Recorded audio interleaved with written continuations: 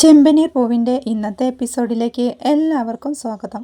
അങ്ങനെ ആനിവേഴ്സറി ഫംഗ്ഷന് വന്ന ശരത്ത് പോവാനായി തുടങ്ങുമ്പോഴേക്കും സച്ചി അവനെ പിടിച്ചു മാറ്റി നിർത്തി അവനെ വാണിംഗ് കൊടുക്കുന്നുണ്ട്. നിന്റെ ചേച്ചിയോടുള്ള സ്നേഹം കൊണ്ടൊന്നുമല്ല, നീ ഇവിടെ പ്രശ്നമുണ്ടാക്കാനായിട്ട് തന്നെ വന്നതാ. ഒരിക്കൽ നീ ഗിഫ്റ്റായി തന്ന ഷർട്ട് വലിച്ചെറിഞ്ഞതല്ലേ ഞാൻ. വീണ്ടും ഷർട്ട് ഗിഫ്റ്റായി കൊണ്ടുവരണമെങ്കിൽ അത് പ്രശ്നമുണ്ടാക്കാൻ തന്നെയാ. നിന്റെ പ്ലാനിംഗ് ഒന്നും നടന്നില്ല അല്ലേ. നീ വീടിനകത്ത് കയറിയപ്പോഴേ നെഞ്ചത്തൊരു ചവിട്ട് തരാനാ എനിക്ക് തോന്നിയത്. ഞാൻ അങ്ങനെ ചെയ്യാതിരുന്നത് എന്റെ രേവതിയെ ഓർത്തിട്ടാ. ഇടിച്ചു നിന്റെ ഷേപ്പ് മാറ്റാൻ അറിയാഞ്ഞിട്ടല്ല എന്നും പറഞ്ഞുകൊണ്ട് സച്ചി അവന്റെ നേരെ മുഷ്ടി ചുരുട്ടുന്നുണ്ട്. ഈ ഫംഗ്ഷനിൽ പ്രശ്നമുണ്ടായാൽ സന്തോഷിക്കുന്ന ചിലരുണ്ട്. അവരുടെ മുന്നിലേക്ക് എന്റെ രേവതിയെ ഇട്ടുകൊടുക്കണ്ടെന്ന് വിചാരിച്ചിട്ടാ ഞാൻ നീ കൊണ്ടുവന്ന ഗിഫ്റ്റ് വലിച്ചെറിയാഞ്ഞത്. നേർവഴിക്ക് അധ്വാനിച്ചുണ്ടാക്കിയ കാശുമായി നീ നിന്റെ ചേച്ചിയെയും എന്നെയും കാണാൻ വാ. ഞങ്ങൾ പനിനീര് തളിച്ച് സ്വീകരിക്കും. ആന്റണിയുടെ കൂടെ കൂടി തെറ്റായ വഴിയിലൂടെ ഉണ്ടാക്കിയ കാശ് കൊണ്ടുവാങ്ങുന്ന സാധനങ്ങളൊന്നും ഞങ്ങൾക്ക് വേണ്ട. ആന്റണിക്കൊപ്പം കൂടി നീ നിന്റെ ഭാവി നശിപ്പിക്കരുത്. ആന്റണിയുടെ കൂടെ കൂടി എന്നെ പ്രകോപിപ്പിക്കാനും തെറ്റായ വഴിയിലൂടെ നടക്കാനും തീരുമാനിച്ച നിന്റെ കൈയും കാലും ഒടിച്ച് വീട്ടിലിടും ഞാൻ എന്നൊക്കെ സച്ചി അവനെ ഭീഷണിപ്പെടുത്തുമ്പോഴേക്കും രേവതി അവരുടെ പുറകിൽ വന്ന് നിൽക്കുന്നുണ്ട്. അവളെ കണ്ട സച്ചി എന്റെ പൊന്നുമോൻ ചെല്ലേ എന്ന് പറഞ്ഞുകൊണ്ട് അവനെ സ്നേഹത്തോടെ പറഞ്ഞയക്കുക. അവന്റെ അനിയനോടുള്ള സ്നേഹം കണ്ട് രേവതിക്കും സന്തോഷമാവുന്നുണ്ടേ. പിന്നീട് അടുക്കളയിൽ വെള്ളം തിളപ്പിച്ചുകൊണ്ടിരിക്കുന്ന ശ്രുതിയുടെ അരികിലേക്ക് ചന്ദ്രമതി ടെൻഷനോടെ എത്തുക. ആന്റിയുടെ മുഖം എന്താ വല്ലാതിരിക്കുന്നെന്ന് ശ്രുതി ചോദിക്കുമ്പോൾ ഇങ്ങനൊരു ഫംഗ്ഷന്റെ ആവശ്യമേ ഇല്ലായിരുന്നു ഇവിടെ. രേവതിയുടെ അമ്മ സാധാരണ ഇവിടുന്ന് മൂക്കും പിഴിഞ്ഞേ പോവാറുള്ളൂ. അങ്ങനെ ഞാൻ അവരെ വിടാറുള്ളൂ. ഇന്നാണേൽ ചിരിച്ചും കളിച്ചും സന്തോഷത്തോടെയല്ലേ അവര് പോയത് എന്നൊക്കെ ചന്ദ്രമതി പറയുമ്പോൾ മകളുടെ ഫംഗ്ഷൻ നന്നായി നടന്നതിലുള്ള സന്തോഷത്തിലാണ് പോയതെന്ന് ശ്രുതിയും പറയാ. ഇത് കേട്ട ചന്ദ്രമതി അവർക്കൊക്കെ മക്കളെക്കുറിച്ച് ചിന്തയുണ്ട്.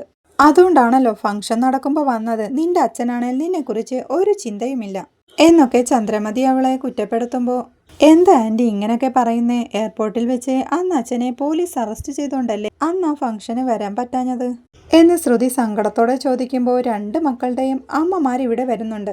നിന്റെ വീട്ടിൽ നിന്ന് ആരും ഇവിടെ വരാറില്ല. അതിനെല്ലാം പറയാൻ നിനക്ക് ഓരോ കാരണങ്ങളുമുണ്ട്. എന്നിട്ട് സങ്കടത്തോടെ നിന്റെ അമ്മ ജീവിച്ചിരിപ്പുണ്ടായിരുന്നെങ്കിൽ ഇവിടെ വന്നിരുന്നേനെ അല്ലേ.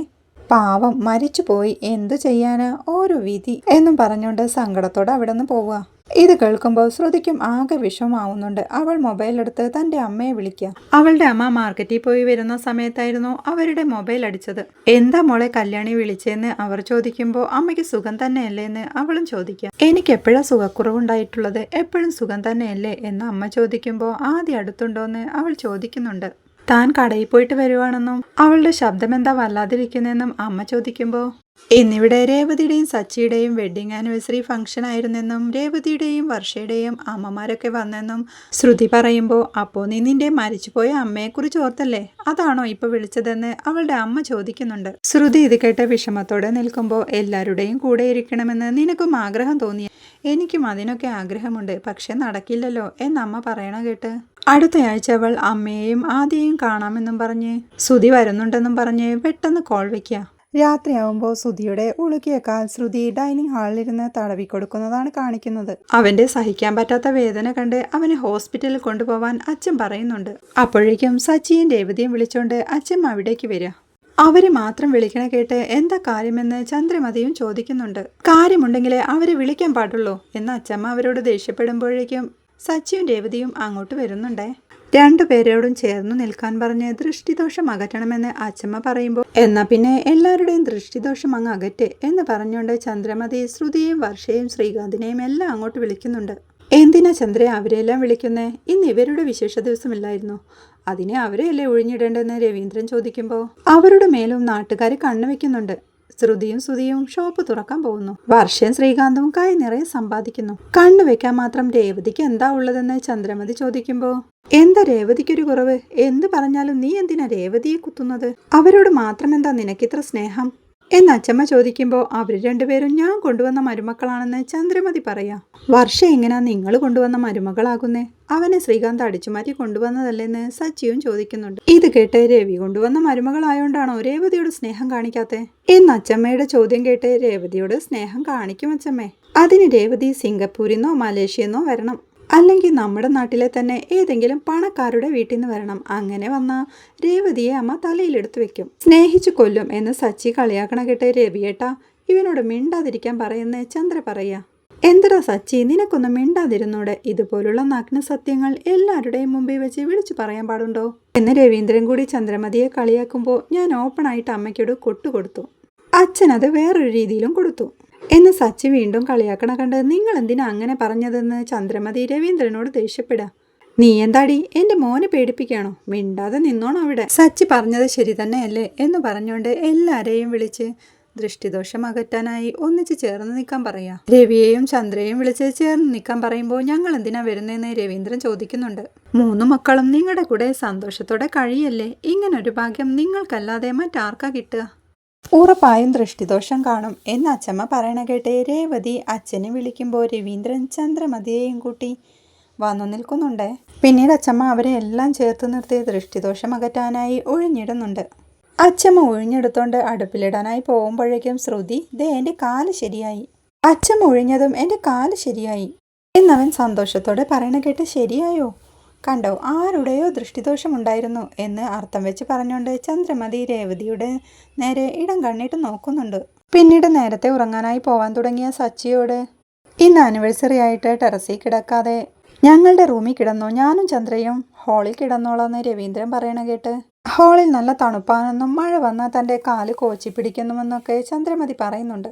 പൊതിച്ച് കിടന്നാൽ മതി, ഇവിടെ നല്ല പുതപ്പുണ്ടല്ലോ എന്ന് രവീന്ദ്രൻ പറയണ കേട്ട് അതൊന്നും വേണ്ട, അച്ഛനും അമ്മയും റൂമിൽ തന്നെ കിടക്ക്, ഞങ്ങൾ ടെറസിൽ തന്നെ കിടന്നോളാം, ഇവിടെ നല്ല പൊടിയുള്ളതാ, അച്ഛനെ പൊടി അലർജി ഉള്ളതല്ലെന്ന് സച്ചി ചോദിക്കുമ്പോൾ പകൽ മുഴുവൻ താൻ ഇവിടെ തന്നെയല്ലേ ഇരിക്കുന്നേ, ഇതുവരെ ഒരു പൊടി അലർജി ഉണ്ടായിട്ടില്ല, നിങ്ങൾ പോയി റൂമിൽ കിടക്കുന്ന രവീന്ദ്രൻ വീണ്ടും പറയുമ്പോൾ ഞങ്ങൾ ടെറസിൽ തന്നെ കിടക്കാമെന്ന് പറഞ്ഞ് അവർ തർക്കിച്ചുകൊണ്ടിരിക്കുമ്പോഴാണ് ഇതും കേട്ടുകൊണ്ട് അച്ചമ്മ അങ്ങോട്ട് വരുന്നത്. ഇവരെന്തിനാ ടെറസിൽ കിടക്കുന്നെന്ന് അച്ചമ്മ ചോദിക്കുമ്പോൾ അവർക്ക് കിടക്കാൻ മുറിയില്ലെന്ന് ചന്ദ്ര പറയാ. മുറിയില്ലെങ്കിൽ ഇവർ തന്നെ ടെറസിൽ കിടക്കണമെന്ന് എന്താ ഇത്ര നിർബന്ധം? മറ്റുള്ളവർക്കും കിടക്കാലോ എന്ന് അച്ചമ്മ ചോദിക്കുമ്പോൾ ശ്രുതിക്കും വർഷയ്ക്കും രാവിലെ തന്നെ എഴുന്നേറ്റ് ജോലിക്ക് പോകണം. ജോലി നന്നായി ചെയ്യണമെങ്കിൽ നന്നായി ഉറങ്ങണ്ടേ അമ്മേ?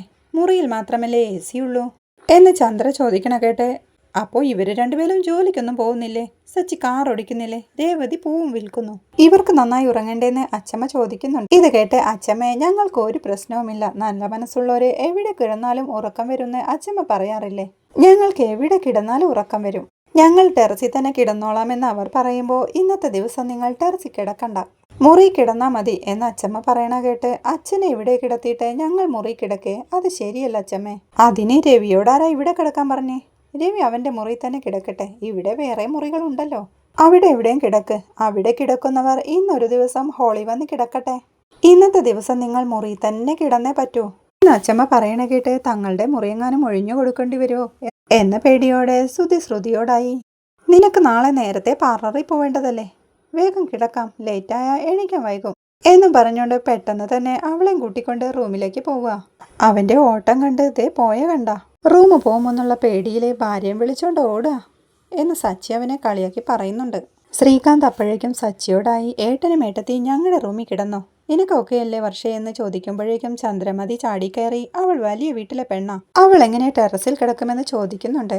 എൻ്റെ ആൻറ്റി, എനിക്ക് ഒരു പ്രശ്നവുമില്ല, ഞാൻ ഡബിൾ ഓക്കെയാ, ഒരു ദിവസത്തെ കാര്യമല്ലേ ഉള്ളൂ എന്നവൾ സന്തോഷത്തോടെ പറയണ കേട്ട് അതൊന്നും വേണ്ട, ഞങ്ങൾക്ക് വേണ്ടി നിങ്ങൾ ആരും ത്യാഗം ചെയ്യണ്ട, ഞങ്ങൾ ടെറസിൽ തന്നെ കിടന്നോളാം, അവിടെ കിടക്കുമ്പോൾ വിശാലമായ ആകാശം കാണുമ്പോൾ ഈ ലോകം മുഴുവൻ ഞങ്ങളുടേതാണെന്ന് തോന്നും എന്ന് രേവതിയെ ചേർത്ത് പിടിച്ചോണ്ട് സച്ചി പറയാ.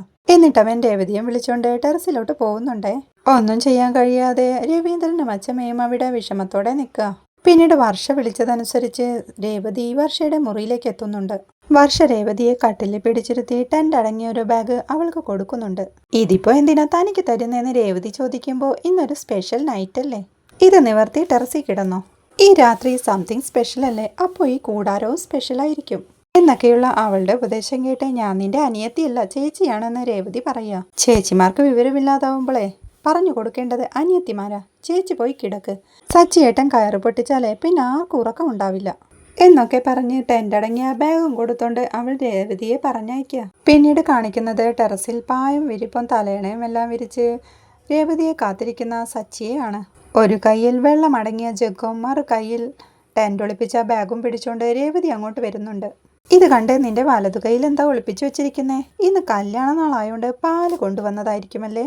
നിനക്കെന്താ ഒരു നാണമൊക്കെ? പാല് തരൂ, ഞാൻ പാതി കഴിച്ചിട്ട് തരാമെന്ന് സച്ചി പറയുമ്പോഴേക്കും എൻ്റെ കയ്യിലെ പാലു തേനുമൊന്നുമല്ല എന്നും പറഞ്ഞുകൊണ്ട് അവൾ ആ ടെൻ്റടങ്ങിയ ബാഗ് അവൻ്റെ കയ്യിലേക്ക് കൊടുക്കുക. ഇത് കണ്ട് ഇത് ടെൻ്റല്ലേ, ഒരു പഴഞ്ചൊല്ലുണ്ട്, അല്പന അർത്ഥം കിട്ടിയ അർദ്ധരാത്രിക്ക് കൂടാരം പിടിക്കുമെന്ന്. നമുക്കെന്തിനാ ഈ കൂടാരം, നീ എന്തിനാ ഇത് ഇങ്ങോട്ട് എടുത്തുകൊണ്ടുവന്നെന്ന് സച്ചി ദേഷ്യപ്പെടുമ്പോൾ വർഷത്തൊന്നതാ, ഇരിക്കട്ടെന്നേ എന്ന് രേവതി പറയുമ്പോൾ ഒരു ഗ്ലാസ് പാലുമായി നീ മന്ദം മന്ദം നടന്നു വരുമെന്നാ ഞാൻ കരുതിയത്, നമ്മുടെ ഫസ്റ്റ് നൈറ്റിലെ പോലെ എന്നവൻ പറയുമ്പോൾ കല്യാണം കഴിഞ്ഞ ദിവസമൊക്കെ ഓർമ്മയുണ്ടോയെന്ന് രേവതി ചോദിക്കുക. അമ്പലത്തിൽ വെച്ച് രണ്ടാമതായി താലി കെട്ടിയില്ലേ, അതാണ് എൻ്റെ കല്യാണ ദിവസമെന്ന് സച്ചി പറയുമ്പോൾ ഇനി മൂന്നാമതും കല്യാണം ഉണ്ടാവുമെന്ന് രേവതിയും ചോദിക്കുക.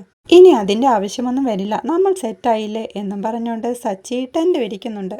ടെൻ്റ് നോക്കിക്കൊണ്ട് സന്തോഷത്തോടെ നിൽക്കുന്ന സച്ചിയെയും രേവതിയും കാണിക്കുന്നിടത്താണ് ഇന്നത്തെ എപ്പിസോഡ് അവസാനിക്കുന്നത്. വീഡിയോ ഇഷ്ടമായാൽ സപ്പോർട്ട് ചെയ്ത് സബ്സ്ക്രൈബ് ചെയ്യാൻ മറക്കല്ലേ.